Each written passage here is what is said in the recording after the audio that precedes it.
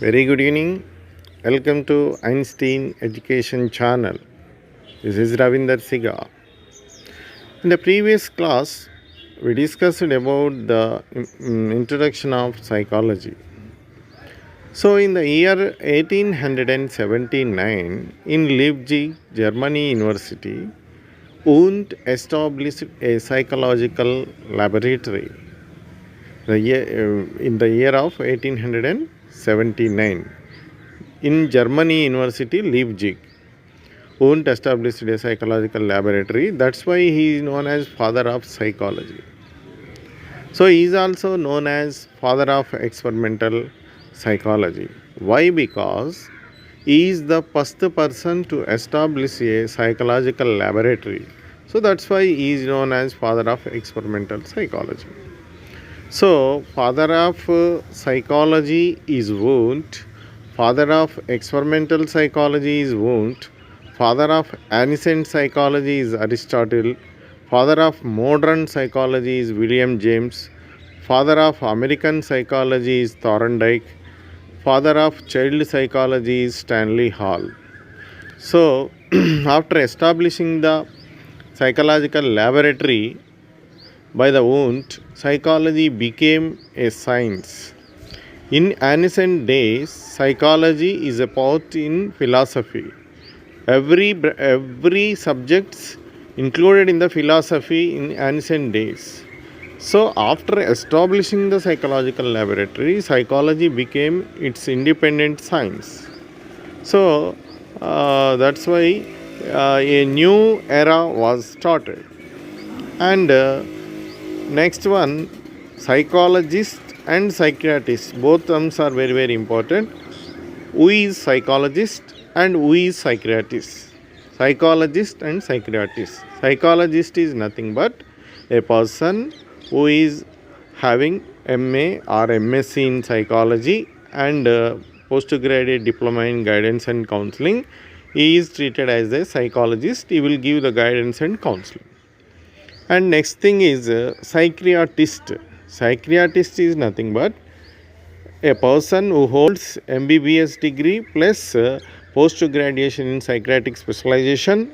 He is known as psychiatrist. He will give the treatment as well as counseling.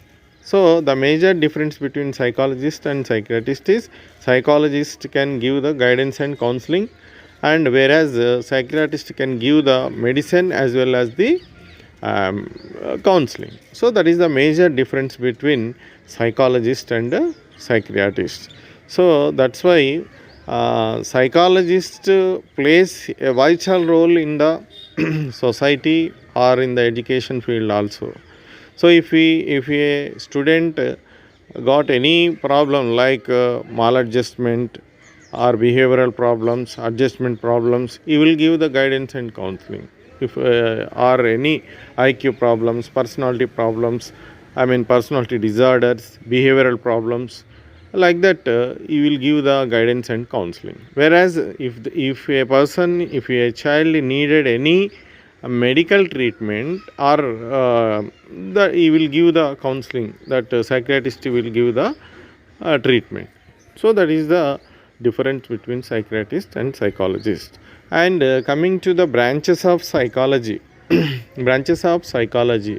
Psychology is broadly classified into two types, that is pure psychology and applied branch of psychology.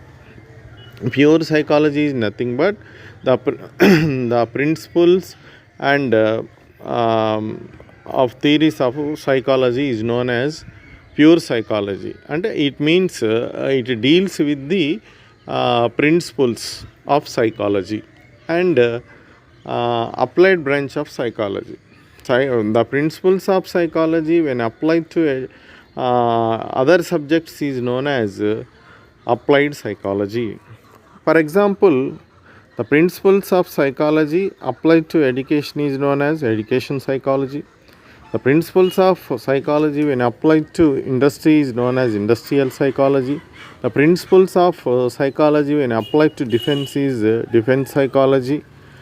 And the principles of psychology when applied to clinic is known as clinical psychology. So that is the difference between pure psychology and applied branch of psychology. That means nothing but the pure psychology majorly defines the principles of psychology majorly, and applied branch of psychology is the principles of psychology applied to various subjects like education, legal. For example, if we apply to the legal, that is known as legal psychology.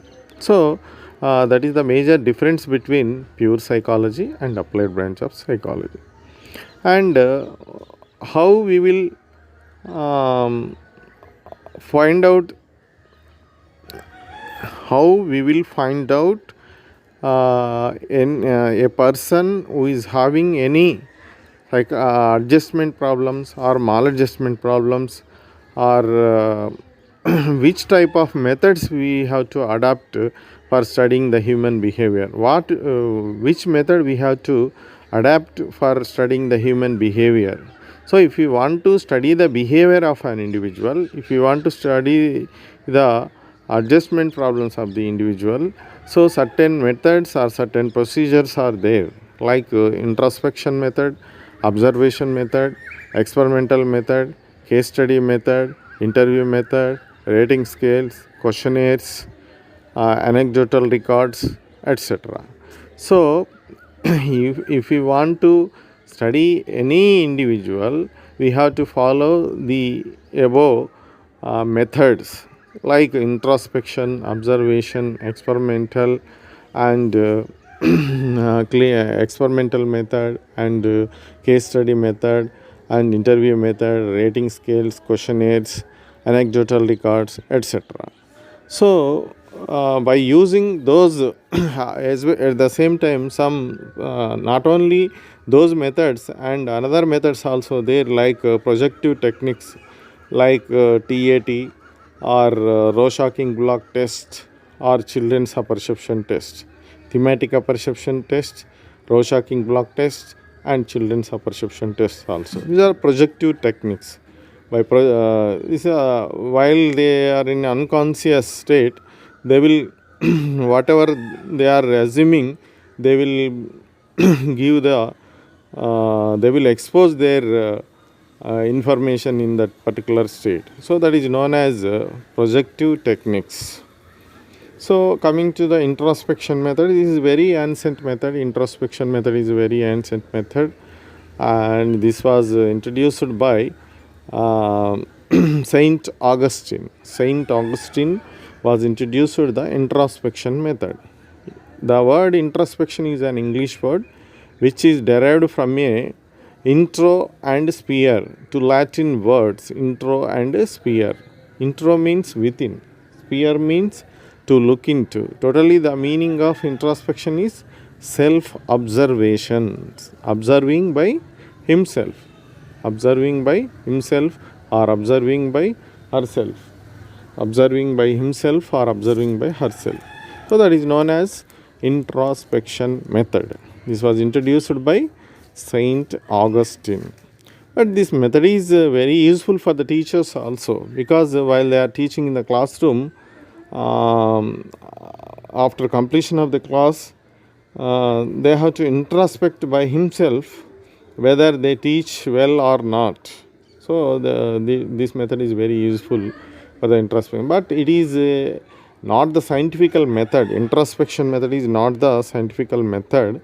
It is an ancient method, unscientific method. So that's why there is no validity, there is no reliability for this particular method.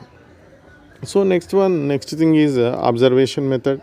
Coming to the observation method, first one is observation. Observation is nothing but observing the things as it easily is known as observation. Observing the things as it easily is known as observation. That is natural observation, controlled observation, participant observation, non-participant observation. Natural observation means observing the things in the natural settings is known as natural observation. Best example is, if we want to observe the animals in the forest, we will directly go to the forest and we will observe the animals. That is known as natural observation. If you want to observe the animals, sea animals, we will directly go to the sea and observe the animals. That is natural observation. So that is the best example for the natural observation. And second one is controlled observation. Controlled observation is nothing but controlling the behavior of an individual is known as controlled observation. Controlling the behavior of an individual, nothing but artificial observation. Best example, a fish in the aquarium. A fish in the aquarium is the best example for the controlled observation and or artificial observation. That is natural observation, it is controlled observation. So next thing is participant observation and non-participant observation. Participant observation is nothing but the experimenter can directly involve the group and observing the things is known as participant observation. But the group members did not know whether he is observing the things. So that is known as participant observation. And next one is non-participant observation. So non-participant observation is nothing but the observer can observe the things far from the group. That is known as non-participant observation. Non-participant observation. Best example you have to remember in old movies, James Bond is wearing a cap and very long person is wearing a cap and is following the person. He is following a person and whatever he is observing, he is writing in a diary or is something. He is keeping the information, all the information very confidentially. So that is known as non-participant observation. But while he is following a particular person, they don't know whether they are following him or whether they are observing him. So that is known as non-participant observation. So in Yale University, Gesell was established a dome for the observation of the children. For the observation of the children. So in that particular dome, he arranged CC cameras in that particular dome.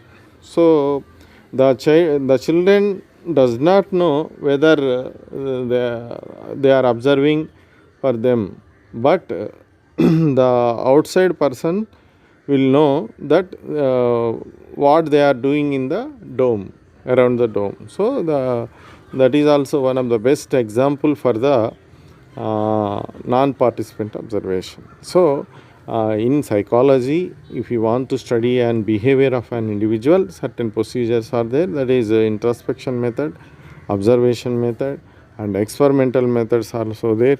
So experimental and case study, like that, so many methods are there. So we will discuss in the next class definitely. So thank you very much for giving this opportunity.